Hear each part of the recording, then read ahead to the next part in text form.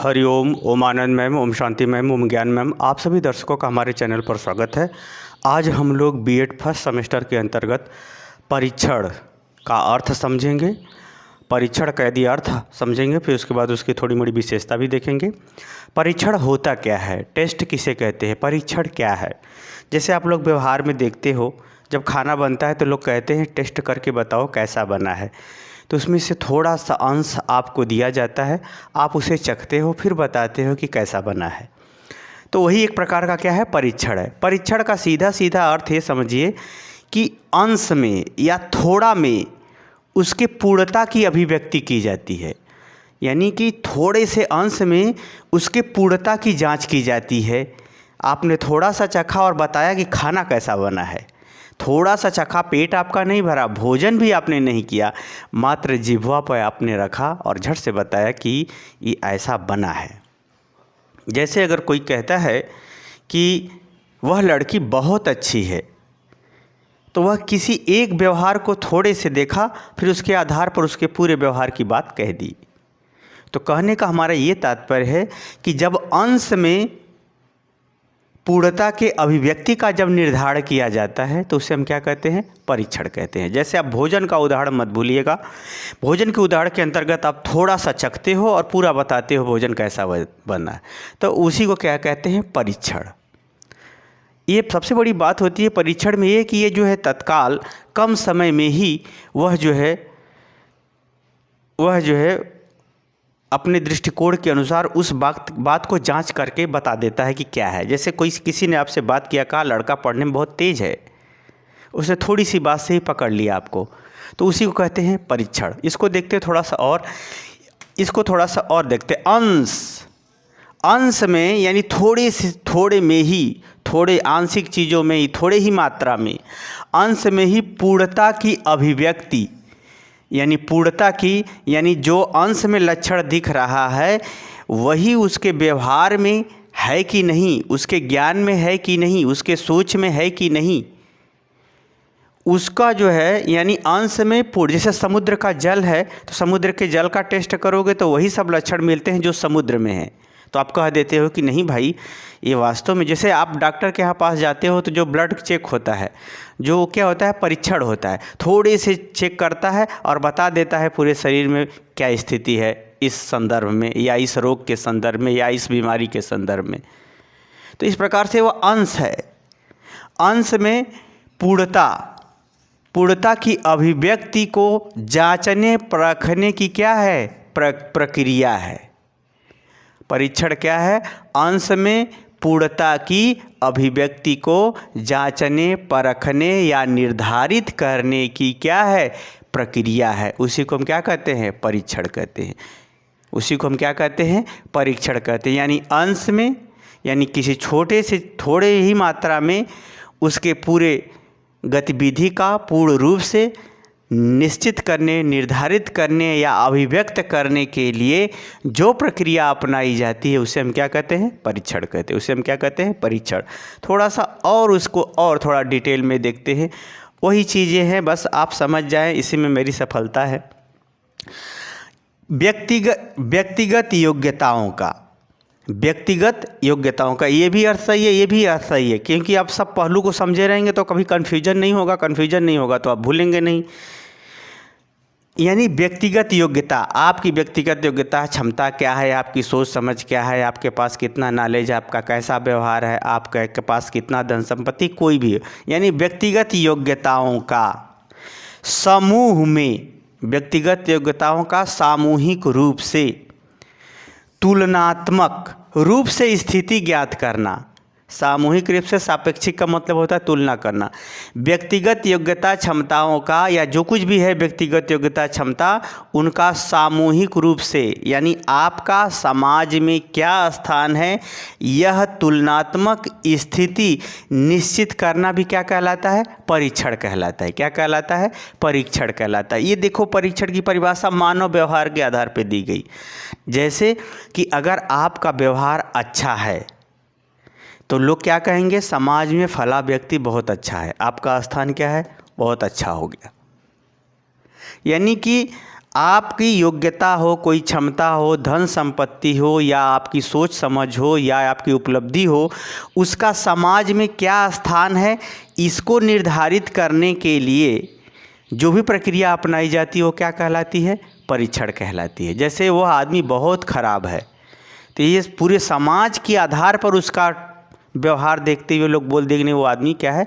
बहुत खराब है।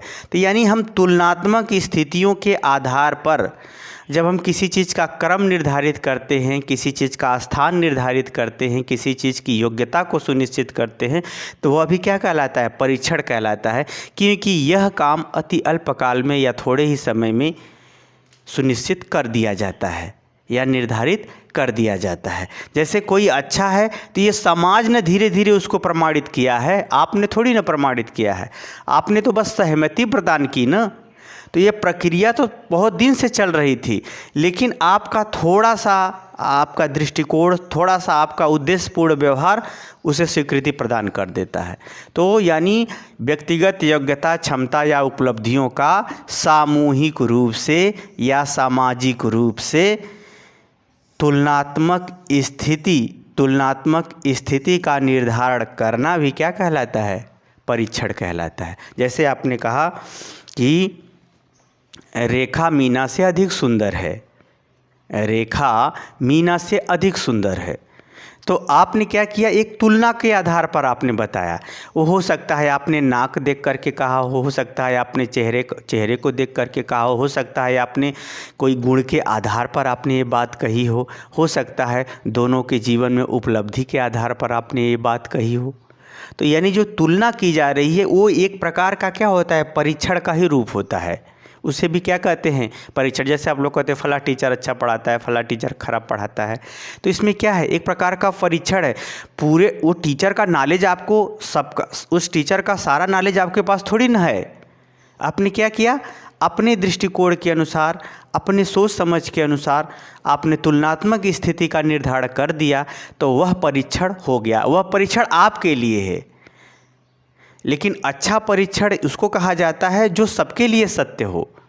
तो यह परीक्षण जो है व्यक्तिगत रूप से भी होता है, सामूहिक रूप से भी होता है। तो जैसे आपने टीचर को अच्छा या खराब बताया, तो अच्छे टीचर का भी सारा ज्ञान आपको आ गया है? नहीं। जो थोड़ा कम अच्छा पढ़ा पा रहा है तो उसका भी क्या सारा ज्ञान आपके पास आ गया है? नहीं। लेकिन आपने थोड़े से ही वीडियो देख करके या थोड़ा सा ही अपने गतिविधि को देख करके आपने निश्चित कर लिया कि मुझे इससे पढ़ना है या इससे पढ़ना है। ठीक है, तो ये सब बातें होती है, यही परीक्षण का स्वरूप होता है। आप व्यवहार से रिलेट करके देखेंगे तो बिल्कुल नहीं घबराएंगे, अब उदाहरण समझ में आ जाएगा तो बिल्कुल डरने की बात नहीं है। यहाँ पर हम लोग एक परिभाषा देखेंगे, एनास्तासी है। एनास्तासी की जो परिभाषा है उसके आधार पर हम आपको बता दूं परीक्षण क्या है। इन्होंने परीक्षण एक प्रकार से मनोवैज्ञानिक क्या है? प्रक्रिया है। ये आदमी की क्या है? मानसिक एक प्रक्रिया है। एक इन्होंने कहा वास्तव में जो परीक्षण है एक मनोवैज्ञानिक प्रक्रिया है जिसमें किसी प्रतिदर्श या नमूना जिसको हम लोग कहते हैं, जैसे हमने सब्जी खाना बताया तो खाना में आपने क्या किया? थोड़ा सा टेस्ट लिया, तो थोड़ा सा जो रस लिया या जो कुछ भी लिया उसी को कहते हैं नमूना, उसी को प्रतिदर्श भी कहते हैं, अंग्रेजी में उसे सैंपल कहते हैं। ये तीनों शब्द एक ही हैं, प्रतिदर्श कहो या नमूना कहो या अंग्रेजी में सैंपल कहो। तो उन्होंने कहा परीक्षण एक मनोवैज्ञानिक प्रक्रिया है जिसमें किसी नमूने के विषय में वस्तुनिष्ठ, उस नमूने के विषय में उसके विषय के आधार पर या सर्वमान्य धारणा के आधार पर माप किया जाता है, उसे हम क्या कहते हैं? परीक्षण कहते हैं। जैसे आपने जब सब्जी चेक किया तो आपको लगी सब्जी टेस्टी है, तो यह वास्तव में किसके विषय में बताया? सब्जी के विषय में ना। आप अपना टेस्ट नहीं दे रहे हो, किसका टेस्ट दे रहे हो? सब्जी का टेस्ट दे रहे हो, वस्तुनिष्ठ उस विषय के संदर्भ में आप बता रहे हो। और यदि सबको सब्जी अच्छी लगती है तो वह हो जाएगा प्रमाणीकृत, मतलब कि एक प्रमाण के रूप में कहा जा सकता है कि यह सब्जी सभी के लिए अच्छी है, सब लोगों ने खाया, सब लोगों ने अच्छा कहा। तो टेस्ट वास्तव में व्यक्तिगत अवधारणा तक नहीं सीमित होता है, यह सर्वमान्य अवधारणा तक सीमित होता है। इसलिए वस्तु के संग संग वह समाज में भी स्वीकृत हो, समाज में भी उसकी योग्यता, क्षमता, स्थिति स्वीकृत हो, तब उसे हम परीक्षण कहेंगे। तब हम उसे क्या कहेंगे? परीक्षण कहेंगे। व्यक्तिगत टेस्ट का अपना कोई विशेष महत्व नहीं होता है, परीक्षण में व्यापकता भी होनी चाहिए, इसीलिए प्रमाणीकृत लगा हुआ है। प्रमाणीकृत का मतलब सबके लिए वह समान प्रमाण रखता हो, सबके लिए वो समान आधार रखता हो और उस समान आधार को रख करके उसका माप करता हो, तो हम उसे कहते हैं परीक्षण। जैसे खीर है, आप खीर खाते हो, जैसे ही आपने खीर खाया एक मानसिकता, आप जैसे ही टेस्ट किए आपके मन में गया हाँ भाई खीर बहुत अच्छी बनी है, तो आपने बस उस खीर के आधार पर कहा अच्छी बनी है। जब सब लोगों ने कहा तो वो प्रमाणित हो गया कि नहीं, सबके लिए क्या है, खीर अच्छी है। व्यक्तिगत रूप से और सामूहिक रूप से या प्रामाणिक रूप से, प्रामाणिक का यहाँ अगर शिक्षा के क्षेत्र में अर्थ लें तो विशेष संस्थाओं द्वारा स्वीकृत हो, विश्वविद्यालयों द्वारा स्वीकृत हो कि नहीं ये परीक्षण सही है। जैसे बीने का जो बुद्धि परीक्षण है वो विभिन्न विद्यालयों, विश्वविद्यालयों, विश्व स्तर पर भी वह परीक्षण सफल रहा, तो वह परीक्षण वस्तुनिष्ठ भी है और प्रमाणीकृत भी है, प्रमाणित है, उसे प्रयोग द्वारा देखा जा सकता है, उसको प्रयोग द्वारा अधिक से अधिक सत्य पाया गया।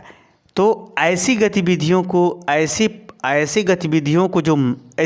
गतिविधियों के माध्यम से जो माप करता है वह क्या कहलाता है? परीक्षण कहलाता है। तो क्या है परीक्षण? एक मनोवैज्ञानिक प्रक्रिया है जिसमें किसी प्रतिदर्श का वस्तुनिष्ठ एवं प्रमाणीकृत माप किया जाता है, उसका मात्रा, उसकी योग्यता, क्षमता इत्यादि को सुनिश्चित की जाती है, वह क्या कहलाता है? परीक्षण कहलाता है। ये एनास्तासी की परिभाषा है। मुझे उम्मीद है कि आप समझ गए होंगे कि परीक्षण क्या होता है। परीक्षण अंश में पूर्णता की अभिव्यक्ति की जांच करने के लिए जो किया जाता है वह क्या कहलाता है? परीक्षण कहलाता है। अब हम इसकी विशेषता देखें, इस पर थोड़ा सा ध्यान रखिएगा। इसकी विशेषता में जो है, विशेषता का अर्थ होता है गुण और दोष दोनों को मिला के ही देखा जाता है। गुण भी विशेषता होती है और दोष भी विशेषता होता है। लेकिन इसका बात का ध्यान रखिएगा, इस विशेषताओं में से क्वेश्चन सी-टेट यूपी-टेट में पूछता रहता है विकल्प के रूप में, थोड़ा सा सतर्क रखिएगा। तो इसमें जो विशेषता है, एक व्यवहारिक कसौटी यानी व्यवहारिक मूल्य रखा गया है और एक तकनीकी मूल्य मतलब उसके निर्माण के संदर्भ में मूल्य रखा गया है। तो इन दोनों विशेषताओं के आधार पर आज हम लोग व्यवहारिक कसौटी को ही देखेंगे। व्यवहारिक कसौटी के देख कल आगे की वीडियो में तकनीकी कसौटी के विषय में समझाया जाएगा। आज हम लोग देखते हैं व्यवहारिक कसौटी की अगर हम बात करें तो पहला है उद्देश्यपूर्ण होना चाहिए। आप जैसे टेस्ट जब कोई परीक्षण ले रहे हो तो ऐसा नहीं कि बिना मतलब का या बिना कोई दृष्टिकोण का ही अगर आप किसी चीज़ का टेस्ट ले रहे हो तो उसको टेस्ट नहीं कहा जाता। पहला है कि जो भी टेस्ट लोगे वह उद्देश्यपूर्ण होना चाहिए। आप खीर में जो भी खीर का टेस्ट ले रहे हो, जो भी खीर खा रहे हो, उसमें उद्देश्य क्या है? आपका उद्देश्य क्या है? खीर के टेस्ट में आपका क्या उद्देश्य है?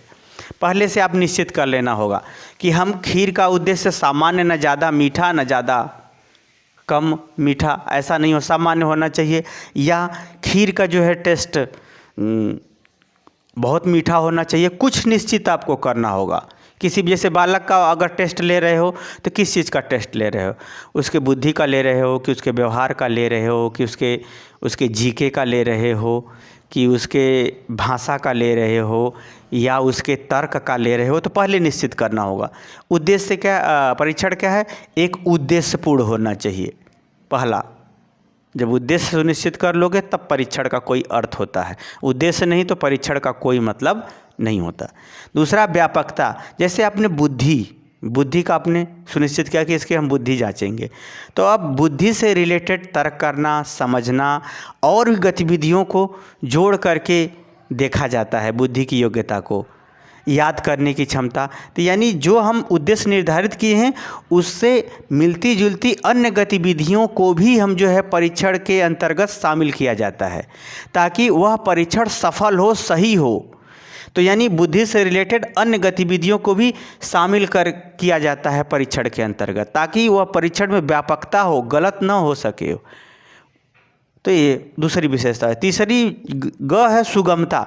सुगमता का मतलब ये है कि जो परीक्षण आपने निर्धारित किया वह आसानी से परीक्षण देने वाले उसका उत्तर दे सके, उसमें का शब्द समझ सके, उसमें का जो नियम है या जो परीक्षण दूसरे पे लागू कर रहा है उसको उसमें सरलता हो, उसमें कठिनता न हो, उसको उसका फलांकन यानी उसकी सीमा निर्धारित करने में सरलता हो, उसका परिणाम सुनिश्चित करने में सरलता हो, तो यह भी एक अच्छे परीक्षण का गुण माना जाता है। सुगमता, उसको लागू करने में, उसके बनाने में, उसको समझने में, उसे प्रशासित करने में भी क्या हो, सरलता हो, ये भी एक अच्छे परीक्षण का गुण माना जाता है। आगे है विशेषता मितव्ययिता, यानी ऐसे परीक्षण, अच्छे परीक्षण के यह भी गुण माने जाते हैं कि वह कम समय में हो जाए, खर्च भी कम आए, समय भी कम लगे, उसको कैलकुलेशन करने में भी समय कम लगे, तो उसको कहते हैं मितव्ययिता, यानी पैसा भी खर्च कम हो, तो उसे हम क्या कहते हैं, मितव्ययिता, यानी अच्छे परीक्षण में मितव्ययिता का भी गुण पाया जाता है।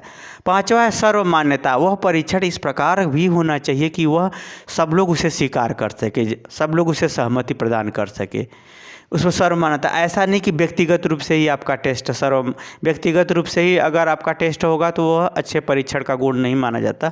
अच्छे परीक्षण का गुण वो होता है जो सब लोग उसे स्वीकार करें, सब लोग उसे अडॉप्ट करें, उसके सत्यता को, उसके मेथड्स को, उसके दृष्टिकोण को, उसके उद्देश्य को स्वीकार करें, सब लोग उस पर सहमति प्रदान करें या अनुभवों द्वारा वह सत्य प्रमाणित हो, तभी तो सर्वमान्य होगा। तो सर्वमान्यता का भी गुण होना चाहिए। छठा जो महत्वपूर्ण गुण है प्रतिनिधित्व का गुण, यानी जो आप उसमें कैलकुलेशन करो या जो भी परिणाम आप सुनिश्चित करो वह पूरे का जो है प्रतिनिधित्व करता हो, पूरे के विषय में जानकारी प्रदान करता हो, पूरे गतिविधि के विषय में वह फलांकन या वह सीमा बताती हो या उसकी व्याख्या करने में सफल होती हो, तो यानी उसमें प्रतिनिधित्व का गुण पाया जाना चाहिए। जैसे समुद्र के बूंद में जो अंश मिलेगा, जो लक्षण मिलेगा, वही पूरे समुद्र के जल में मिलेगा। तो समुद्र के बूंद जो है, समुद्र का जो बूंद है उसमें पूरे समुद्र के जल के प्रतिनिधित्व का क्षमता होनी चाहिए। तो उसी तरह से जब आप टेस्ट का जब मूल्यांकन करोगे, जो फलांकन तय करोगे, जो सीमा निर्धारित करोगे, जो योग्यता, क्षमता या जो भी सुनिश्चित करोगे परीक्षण में, वह क्या करे, पूरे की बात बताए। जैसे आपने सब्जी चेक किया या आपने खीर चेक किया तो आपने पूरे के विषय में बता दिया, तो वह प्रतिनिधित्व का गुण होना चाहिए, यानी उसमें पूरा प्रतिनिधित्व की क्षमता होनी चाहिए। उसके मूल्यांकन में या उसके फलांकन में पूरी जो है गतिविधियां या पूरे का प्रतिनिधित्व होने वाला गुण दिखना चाहिए, तब वो अच्छे परीक्षण माना जाएगा। अगला जो है विशेषता अगली वीडियो में बताया जाएगा। मुझे उम्मीद है कि आप समझ गए होंगे कि परीक्षण कहते किसे हैं। समझ गए हैं तो कमेंट बॉक्स में ज़रूर बताइए, साथ ही मेरे चैनल को लाइक शेयर सब्सक्राइब भी करें। हरिओम।